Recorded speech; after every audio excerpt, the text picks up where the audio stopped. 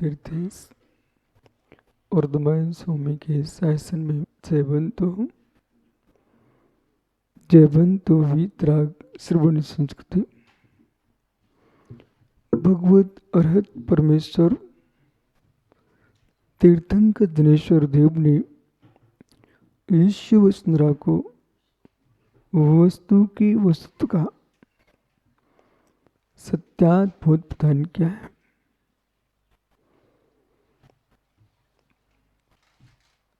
इस जीव ने जगत को सुधारने की बहुत चेष्टाएं की और सुधारते सुधारते स्वयं का भी बिगाड़ किया और दूसरे का भी बिगाड़ कर दिया। एक व्यक्ति कुआं खोदता है, उसमें पानी की झर निकलती है। जब पानी निकलना प्रारंभ हुआ, कई लोगों की दृष्टि थी प्यास बुझेगी। कितने लोग प्यासे थे, पर खोदने वाले को भी प्यास थी।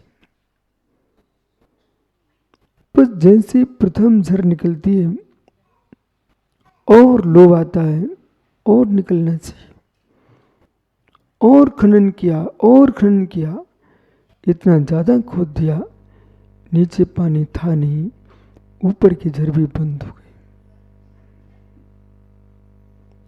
नीचे पानी था नहीं, ऊपर का निकलना भी समाप्त हो गया, दोनों तरफ से चला गया। ऐसे सुधारवादी लोग जगत में हुए। उन्होंने इस जगत को सुधारने के लिए प्रयास किया कि जगत माया है, जगत भ्रम है, जगत माया है, जगत भ्रम है। इस शब्द ने क्या किया कि सुधारने के लिए चल दिए थे जगत को भ्रम और माया कह करके। मैं जगत को सुधारना चाहता हूं। जगत भ्रम है, जगत माया है। जब जगत भ्रम है ही, जगत माया है ही, आप भी जगत में हो, आप भी भ्रम हो, आप भी जगत में, आप भी माया हो। जिसे तुम सुधारना चाहते वो भी भ्रम है, वो भी माया है।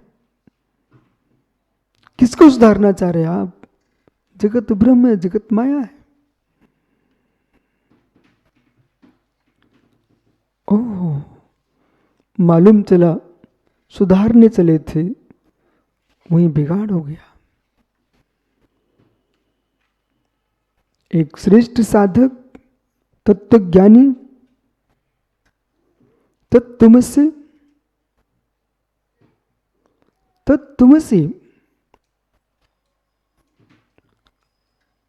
तुम असी, शंभु स्त्रोत में समंत स्वामी ने भगवान वर्धमान स्वामी के चरणों में सिर टेकते हुए कहा, हे प्रभु, आप जैसे हो वो आप ही हो। तुम असी, आप ही हो। आप जैसा अन्य जगत का कोई जीव नहीं है। ये भी सत्य है, बहुत संभल के सुनना भाई। आप जैसा कोई जगत का जीव नहीं है, ये भी सत्य है। इस सत्य को समझना चाहिए। हम आप जैसे हैं, हम आप जैसे हैं। तो तुम असी, आप अपने ही जैसे हो। आप जैसा कोई नहीं है, हो भी नहीं सकता, हो भी नहीं सकता। आप ही हो और मैं हूं। हमने आपकी सत्ता को स्वतंत्र स्वीकारा है, अपनी सत्ता को स्वतंत्र स्वीकारा है। आप ही हो। आप जैसा अन्य कोई देव जगत का नहीं है। आप सर्वज्ञ हैं, आप वीतरागी, आप हितोपदेशी हैं, आप जैसे ही हो। अन्य कोई रागी देशी जीव आप जैसा देव नहीं है, ये भी सत्य है। आप जैसे ही हो, आप ही हो। मुमुक्षु राकेश पंडित जी, जिसने ये नहीं जाना वो मिथ्यात्व में चला जाएगा। मैं तो मैं ही हूं, मैं ही हूं। मैं मां जैसा नहीं, मैं पिता जैसा नहीं, मैं गुरु जैसा नहीं, भाई बंधु जैसा नहीं, मैं भगवान जैसा नहीं, मैं तो मैं ही हूं। मेरी सत्ता स्वतंत्र है, मैं ही हूं, मेरी सत्ता स्वतंत्र है। भगवान आप ही, आपकी सत्ता स्वतंत्र है।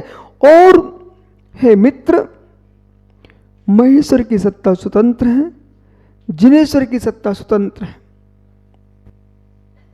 ब्रह्मा की सत्ता स्वतंत्र है, तो विष्णु की सत्ता स्वतंत्र है। प्रत्येक जीव की सत्ता स्वतंत्र है, प्रत्येक जीव की सत्ता स्वतंत्र है, प्रत्येक पदार्थ की सत्ता स्वतंत्र है। कोई द्रव्य पर द्रवभूत होता नहीं, और एक एक परमाणु की सत्ता स्वतंत्र है। प्रत्येक परमाणु स्वतंत्र है। परमाणुओं के संघात से कार्य बनता है, लेकिन परमाणु एक नहीं हो जाता है। स्निग्ध वृक्षत्वात् बंधा, स्निग्ध वृक्ष से बंद होता है। एक लड्डू अवश्य बना है, आपका पेट भी भरेगा उससे, अनेक कणों से लड्डू बना है, पेट भी भरेगा, लेकिन फिर भी प्रत्येक कण स्वतंत्र है। इतना बड़ा भवन, ये मठ बना हुआ है, इसमें अनेक बालू के कण हैं, मिट्टी के कण हैं, पत्थर के कण हैं, बहुत सारा सीमेंट है, सब कुछ है, लकड़ी है, सबका संघात से मठ संज्ञा को प्राप्त हो रहा है, लेकिन फिर भी मित्र स्वतंत्र है। एक बाल्टी दूध आया है आपके घर में, आपको अखंड दूध दिख रहा है, एक प्रत्येक बूंद स्वतंत्र है। और उस दूध के अंदर कितना कितना द्रव्य है, कितना पानी भी है, वो भी स्वतंत्र है। मिश्रण को मिश्र में देखते हुए स्वतंत्रता को देखना सीखिए। मिश्र को देखते हुए मिश्र में स्वतंत्रता को देखने की जो विद्या है, उसका नाम अध्यात्म विद्या है। जिसे नहीं जान पा वो माया नहीं है, आपका ज्ञान है। जिसे आप नहीं जानते वो अवस्तु नहीं है, आपका ज्ञान है। जो आप नहीं जानते वो अवस्तु नहीं है, आपका ज्ञान है। अपने अज्ञान को ढकने के लिए वस्तु को अवस्तु कहना आपका महाअज्ञानपना है। समझ रहे भैया? आप जिसे नहीं जानते, कोई छात्र है वो गणित में कुछ भी नहीं समझता, तो गणित में कुछ भी नहीं समझता, इसका मतलब गणित में कुछ नहीं है क्या? उसको तो 0 0 0 0 0 0 दिख रहा है। हे मित्र, इस बात को प्रोफेसर साहब देश के नहीं विश्व के संपूर्ण नागरिकों को, तत्व मनुष्यों को ये बात मेरी स्वीकार कर लेना चाहिए। अपनी अज्ञानता स्वीकार करना चाहिए, वस्तु का नाश स्वीकार नहीं करना चाहिए।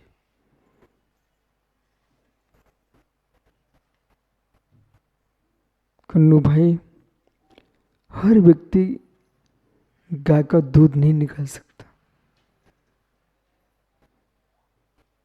मुमुक्षु कोल्हापुर पत्रकार, हर व्यक्ति गाय का दूध नहीं निकाल सकता। उसने गाय का थन पकड़ा, इसे दबाया, दूध निकल ही नहीं रहा है। वो कहता दूध है ही नहीं है। अरे दूध नहीं है ऐसा मत बोल, दूध निकालने की कला होती है, कैसे पकड़ना कैसे दबाना है। आपको निकालते नहीं बनता, इसका तात्पर्य गाय के थन में दूध का अभाव है। जिसको गणित के सवाल लगाना नहीं बनता है तो गणित के अंदर कोई प्रमेय नहीं है क्या?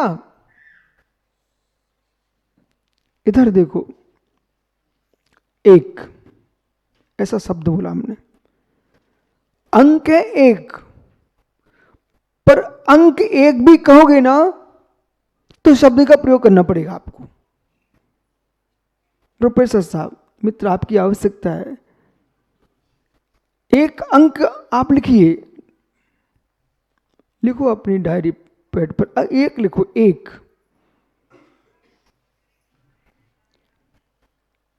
किसमें, शब्द में लिखा कि अंक में लिखा? शब्द में लिखा, अंक में लिखो ना, अंक में लिखा, ठीक है, अंक में लिख गया, दिखा ना, ऐसे करो, एक लिखा है। अब अंक में एक को बोलिए,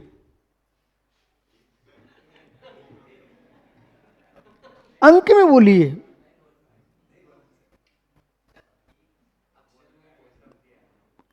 देखो वो प्रोफेसर है,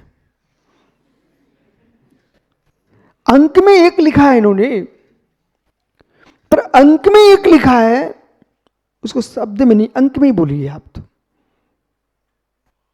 आपने एक कहा है तो शब्द सुनाई पड़ रहा मुझे, एक तो ए आ गया, का आ गया, ये तो शब्द बन गया।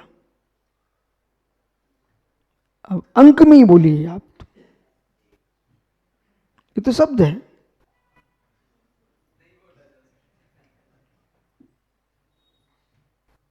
आपने कभी नहीं सोचा था इसके पहले?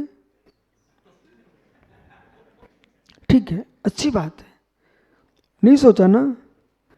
मित्र, अब आप अपने छात्र को बता सकते हो, अंक को अंक में लिख सकते हैं,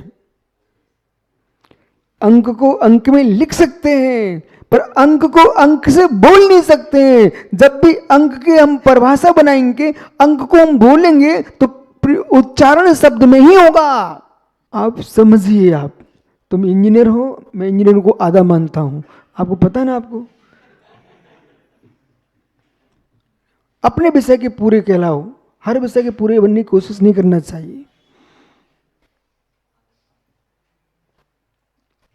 कंप्यूटर में अंक आएंगे, लेकिन अंकों को पढ़ोगे कैसे? बोलो। अच्छा, तो मैं सिखा क्या रहा हूं? हाँ, बीच में बोले क्यों?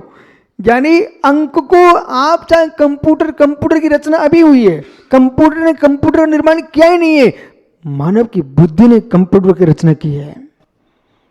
वे उन्मत्त अज्ञानी प्राणी है जो पूरा जीवन कंप्यूटर पर टेके हुए, उनको बोध होना चाहिए कंप्यूटर से कंप्यूटर की रचना नहीं हुई है, मानव मस्तिष्क ने कंप्यूटर को रचना की है। इसलिए मानव का मस्तिष्क श्रेष्ठ है कि कंप्यूटर श्रेष्ठ है? सर, कंप्यूटर किसने बनाया? ये खोपड़ी तेज है कि कंप्यूटर तेज है? हाँ, ये जब खोपड़ी तेज है तो हम कंप्यूटर के पराधीन क्यों हो रहे हैं?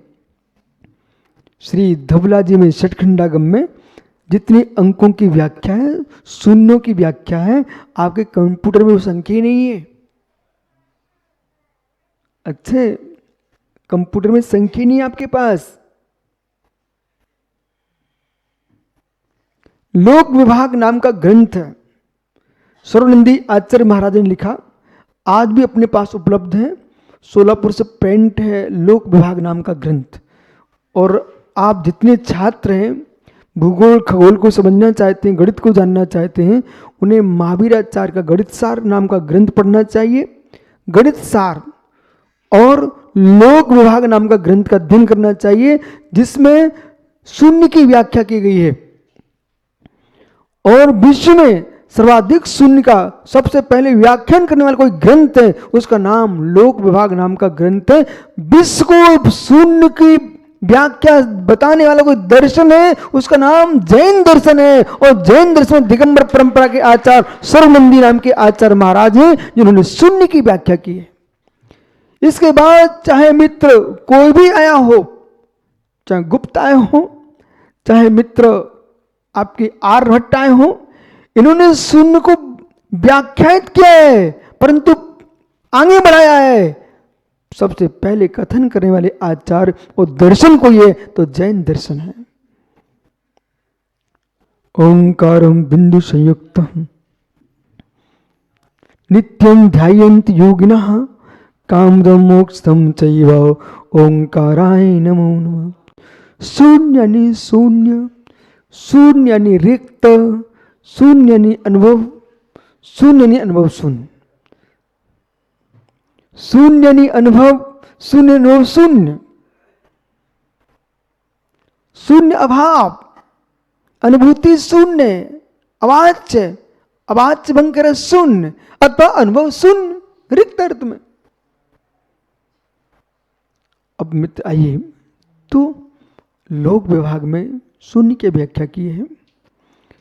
अब प्रश्न ये है, अंक का प्रयोग किया आपने, अंक का प्रयोग किया आपने, शब्द के बिना अंक का उच्चारण ही नहीं हो रहा है।